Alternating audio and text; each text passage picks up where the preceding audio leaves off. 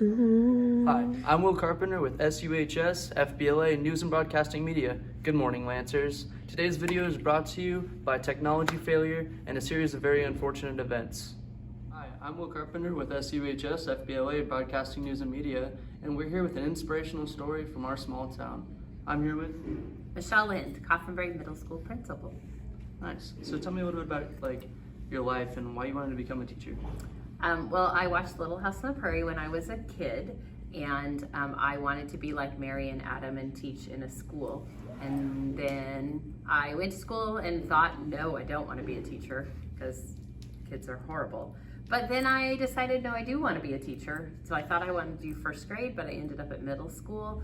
And 28 years later, I'm still in middle school. I love it. That's wonderful. And do you ever regret your career choice? Not once. Nope. I still enjoy going to work in the morning. That's wonderful. What motivates you to go to work? What inspires you to go see these kids and fill them with hope for the future? Just that, if I can be a spark, if I can make someone laugh and feel good about what they've learned or what they want to do later, or if they have an idea and they were like, oh, that was kind of cool, and they think they run with it, it's worth it. That's wonderful. Well, thank you. It's definitely nice to meet people like you in our community, inspiring our youth to take care of the future. Yeah, no problem. Thank You're you. welcome. Graduating class of 2024, are you worried about your college future? Well, good news for you. We have 5 healthy habits and tips for you to hopefully succeed in college. Tip number 1, prioritize you and healthy habits. When you get good studying habits, sleeping habits, and good overall health, it'll show in your work and in your positive mental attitude. Okay, All right. Tip number 2, good connections.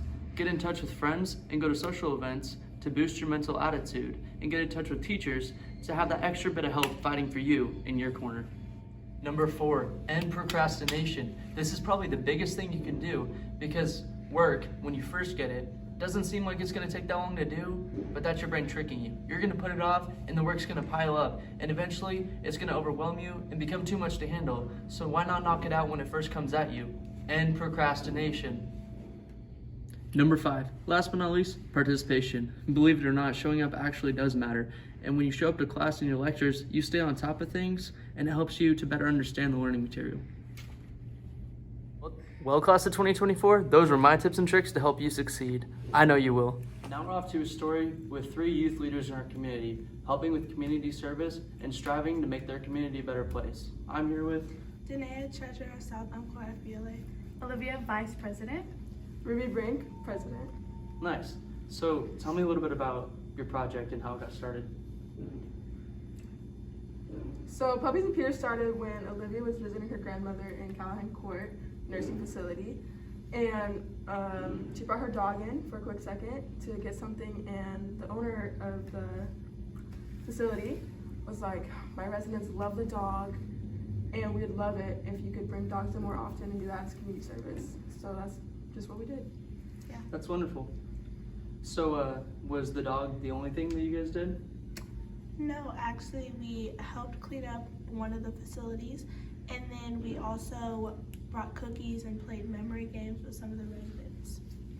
That's wonderful. So I guess my final question is, you guys are seniors and you're going to graduate, and the puppies are obviously not going to be puppies anymore. Mm-hmm. So what are your plans for the future? Are you hoping to expand or pass this on to future generations? Yes, we plan to expand to not only other nursing homes, but to schools and children's hospitals.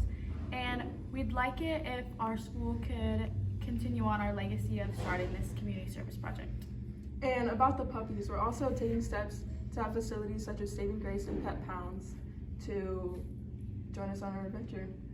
Thank you. That's wonderful. Well, thank you guys for your time, and the community thanks you for your service. Of course, thank you. Earlier this month, our main lunch lady, Tanya, was out, so her sub, April, gave us a tour of the back machine, keeping the school running and fed. Hi, I'm Will Carpenter, and I'm here with... this is Sergeant Colby Postal, Of which branch?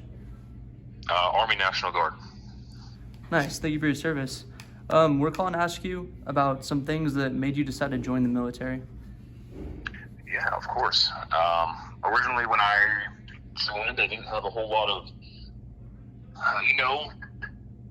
options for what I wanted to do after high school, and I felt like doing the National Guard might be a good opportunity to both further myself educationally and then also in the military sector as well, allowing me to stay home, working that 2 to 3 days a month, and then also being with family and not gone full time.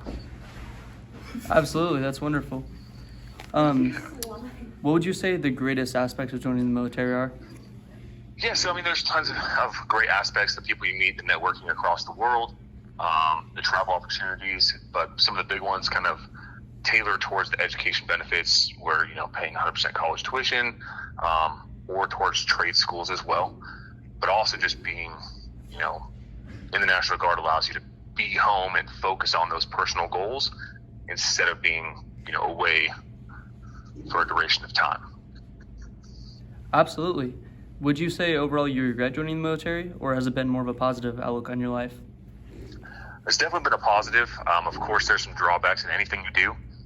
Time away from family can kind of be difficult. I do have a 7-year-old daughter, so spending time overseas, or doing trainings like I'm currently doing now for an Army school can kind of push you away from focusing on that family and career side of things. But overall, it's been a positive.